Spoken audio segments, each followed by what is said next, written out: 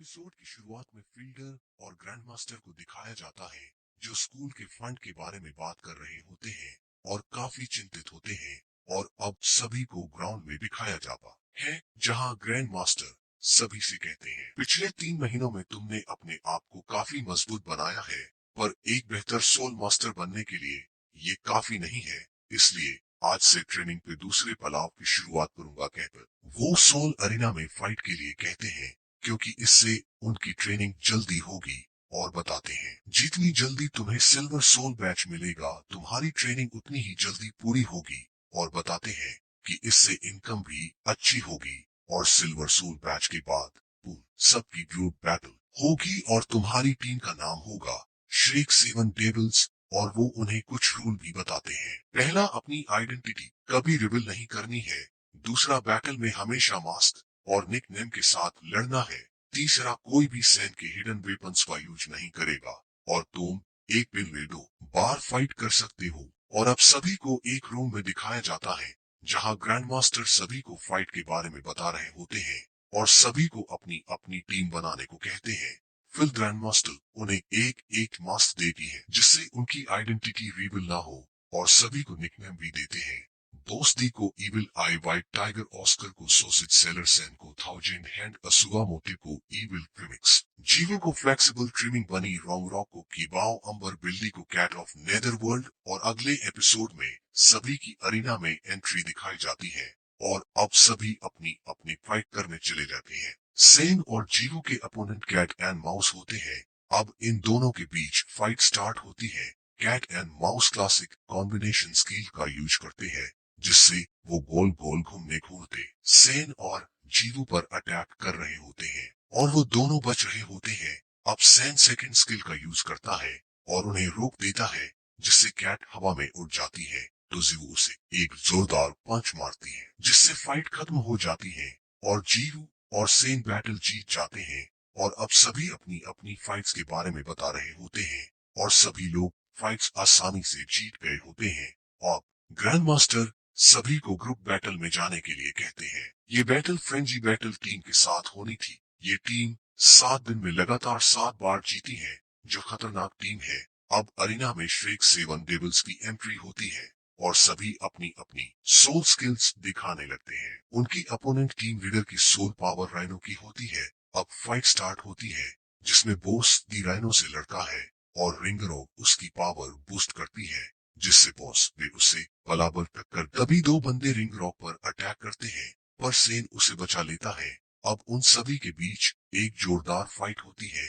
अब cat of netherworld attesting branch soul master पर attack करती है पर वो गिरते वक्त सभी की पावर बूस्ट कर देता है जिससे सभी बहुत ज्यादा खतरनाक हो जाते हैं। इसीलिए सभी ऑस्कर के फ्लाइंग सोसेज से उनसे बचते हैं पर वो उन पर पत्थरों से अटैक करते हैं जिससे रिंग रॉन्ग और ऑस्कर कमजोर हो गए होते हैं। अब सेन कुछ सोचता है और उन सभी की सुरक्षा के लिए उन्हें बैटल में से बाहर कर देता है और अकेला ही लड़ने के लिए नीचे उतरता है। अब सभी एक साथ सेन पर अटैक करते हैं। देखने वालों की धड़कनें रुक जाती है।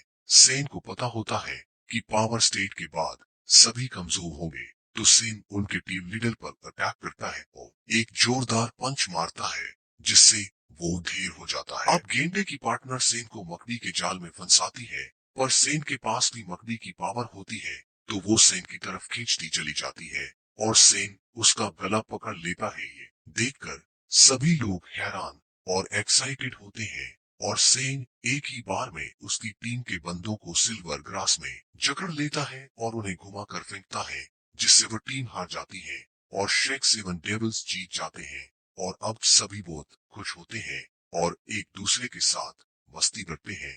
और ग्रैंड मास्टर दूसरी बार बैटल के लिए रजिस्टर करने जाते हैं और इसी तरह एक एक करके श्रेक सेवन डेविल्स बैटल्स जीतने लगती है। एक के बाद एक बैटल जीतने से श्रेक सेवन डेविल्स के फैंस भी बढ़ने लगे थे। जब ग्रैंड मास्टर अगली बार बैटल के लिए रजिस्टर करने जाते हैं तो वहाँ की असिस्टेंट उन्हें रोकती है और उन्हें अरीना के मैनेजर से मिलाती है। वो ग्रैंड मास्टर की टीम को सेंट्रल सोल अरीना में बैटल के लिए इनवाइट करते हैं तो ग्रैंड मास्टर कहते हैं कि सेंट्रल सोल रूल के हिसाब से जिनके पास सिल्वर सोल है वहीं सेंट्रल सोल अरीना में हिस्सा ले सकते हैं, पर वो उन्हें इन सभी के अभी के बैटल स्कोर के हिसाब से एडवांस में सिल्वर बैटल दे देता है।